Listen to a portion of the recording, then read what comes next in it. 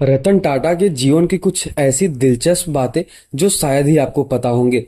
तो वीडियो में अंत तक जरूर बने रहे। वीडियो को लाइक और चैनल को सब्सक्राइब जरूर कर देना। उद्योग जगत के महानायक रतन टाटा का निधन देश के लिए अपूरणीय क्षति है। जैसा कि आपको भी पता ही है कि बुधवार को रतन टाटा का निधन हो चुका है। उन्होंने न सिर्फ टाटा समूह को नई ऊंचाइयों पर पहुंचाया, बल्कि भारतीय उद्योग को वैश्विक मंच पर प्रतिष्ठा दिलाई। उनके नेतृत्व में टाटा समूह ने कई ऐतिहासिक अधिग्रहण किए और समाज कल्याण के लिए भी महत्वपूर्ण योगदान दिया है। रतन टाटा की विरासत हमेशा प्रेरणादायक रहेगी और उनका जाना देश को गहरे शोक में डाल सकता है। बता दें कि वर्तमान में टाटा ग्रुप की कमान एन चंद्रशेखर के हाथों में है। तो चलिए फिर कुछ और इनके बारे में जानते हैं।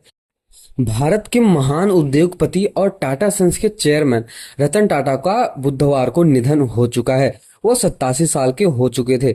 मुंबई के एक अस्पताल में उन्होंने अपनी अंतिम सांस ली। वे काफी समय से अवस्था में चल रहे थे। ऐसा कहा जाता है कि टाटा सन्स के चेयरमैन, जो अभी के चेयरमैन हैं, एन चंद्रशेखर ने बयान में रतन टाटा के निधन की पुष्टि करते हुए उन्होंने अपना दोस्त उन्होंने अपने दोस्त को रतन टाटा के बारे में ऐसा बताया कि वो एक प्रेरणादायक इंसान थे जो अभी नहीं रहे। रतन टाटा 28 दिसंबर 2012 को टाटा सन्स के चेयरमैन के रूप में रिटायर हो गए थे, क्योंकि उन्होंने बहुत ज़्यादा कई सालों तक उन्होंने ये कमान संभाली थी। फिर अभी 2012 में उन्होंने टाटा कंपनी की जो चेयरमैन होती है, ये वाली पोजीशन को उन्होंने संभाली थी। तो अभी हम बात करते हैं आखिर पीएम मोदी ने क्या कहा रतन टाटा के निधन होने के बाद।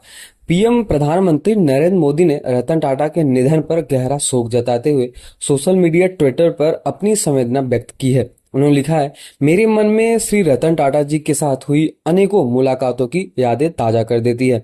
जब मैं गुजरात का मुख्यमंत्री था, तब हम अक्सर विभिन्न मुद्दों पर चर्चा करते रहते थे। उनकी विचारधारा हमेशा गहन और समृद्ध होती थी। ये संवाद दिल्ली आने के बाद भी जारी रहा।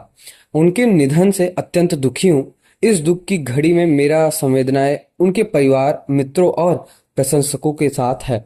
ओम नमः शिवाय, ओम शांति शांति। अब हम चलिए जानते हैं रतन टाटा के बारे में। साल 1937 में जन्मे रतन टाटा का पालन पोषण 1948 में उनके माता पिता के अलग होने के बाद उनकी दादी नवाजबाई टाटा ने किया। कहा जाता है कि रतन टाटा साल 1962 में कॉलेज यूनिवर्सिटी से भी बीकॉम की डिग्री प्राप्त की हुई थी। 1962 के अंत में भारत लौटने से पहले उन्होंने लॉस एंजिल्स में जोन्स और एमंस के साथ कुछ समय काम किया था। ऐसा कहा जाता है कि 2008 में भारत सरकार ने उन्हें देश का दूसरा सर्वोच्च नागरिक सम्मान पद्म भूषण और प्रदान किया था। वह 28 दिसंबर 2012 को टाटा सन्स के चेयरमैन के रूप में रिटायर हो गए थे। अब चलिए फिर हम जानते हैं कि रतन टाटा ने अपनी जो कमान है, जो चेयरमैन बने या फिर ये रतन टाटा की जो कमान है, इसको कब संभाली थी। रतन टाटा की उल्लेखनीय यात्रा तब शुरू हुई थी जब उन्होंने 1991 ऑटोमोबाइल से लेकर स्टील तक के विभिन्न उद्योगों में फैले टाटा समूह की बागडोर को संभाली थी। साल 1996 उन्होंने टाटा टेली सर्विसेज की स्थापना की और 2004 में टाटा कंसल्टेंसी सर्विस, जो भी टीसीएस के नाम से जानी जाती है, उसको इन्होंने सार्वजनिक रूप से सूचीबद्ध करवाया था, जो कंपनी के लिए एक महत्वपूर्ण मील का पत्थर साबित हुआ। जैसा कि आपको भी पता है, टीसीएस एक इतनी बड़ी कंपनी है, आईटी कंपनी कह सकते हो, या फिर किसी भी रोल के लिए अगर आपको जॉब चाहिए तो आप उसमें आराम से अप्लाई कर सकते हो। उसमें बहुत ही अच्छी ग्रोथ है। अगर किसी को भी जाना है तो आप टाटा कंपनी में जाके अप्लाई कर सकते हो। सबसे अच्छा तो ये है कि उसमें जो वर्क लाइफ बैलेंस है वो बहुत ही अच्छा होता है। आप जितने साल तक काम करना चाहो आराम से आप काम कर सकते हो। इसमें बहुत ही अच्छे अच्छे प्रोजेक्ट है। और सबसे खास बात तो ये मुझे पसंद है कि टाटा टीसीएस एक ऐसी कंपनी है जो इंडियंस को जॉब देती है और अच्छे पैमाने में भी जॉब देती है। तो चलिए फिर अभी हम जानते हैं कि रतन टाटा के नेतृत्व में ऐतिहासिक जो काम हुए उसके बारे में। अब हम सबसे पहले तो हम जानते हैं जो टेटली 2000 में आया था उसके बारे में। टाटा टी द्वारा 445 मिलियन अमेरिकी डॉलर में ब्रिटिश चाय कंपनी टेटली का अधिग्रहण किया था। जैसा कि अभी हमारे इंडिया में बहुत से ऐसे चाय की कंपनी है जो कि आपको भी पता होगा। तो कहा जाता है कि ब्रिटिश चाय कंपनी टेटली का अधिग्रहण रतन टाटा के द्वारा ही हुआ था। यह भारतीय कंपनी का सबसे बड़ा अंतरराष्ट्रीय अधिग्रहण था। अब दूसरा हम बात करते हैं कोरस, जो 2007 में उन्होंने चालू किया था। टाटा स्टील ने 6.2 बिलियन पाउंड में यूरोप की दूसरी सबसे बड़ी स्टील निर्माता कंपनी कोरस का अधिग्रहण किया था। यह भारतीय स्टील उद्योग का अब तक का सबसे बड़ा सौदा था। अब हम सब आपको तो ये पता होगा, जो मैं तीसरी पॉइंट को बताने जा रहा हूँ, ये बहुत ही भयंकर और बहुत ही गजब है। तो वो कोई और नहीं बल्कि जगुआर की जो फ्रेंचाइजीज ली हुई थी, लैंड रोवर। आपको भी पता होगा कि टाटा हमेशा अपने एक यूनिक माइंड के साथ जाने जाते थे। उनकी जो सोच थी, उनका जो काम करने का जरिया था, वो बहुत ही ज्यादा अलग था। इसलिए टाटा कंपनी आज इतने ऊपर है। कहा जाता है कि जो टीसीएस या फिर टाटा कंपनी है, ये इतना ज्यादा अपने भारत को दान देती है, मतलब सोशल वर्कर्स के लिए, फिर भी इतनी बड़ी कंपनी है। अगर वो सोचो, अगर ये नहीं करती, मतलब अगर पैसे बचा कर रखती, तो शायद आज अंबानी अडानी से बहुत ज्यादा ऊपर होती। तो अब हम बात करते हैं जो जैगुआर का जो फ्रेंचाइजीज टाटा कंपनी ने चालू की थी या फिर रतन टाटा जी ने चालू किया था, उसके बारे में।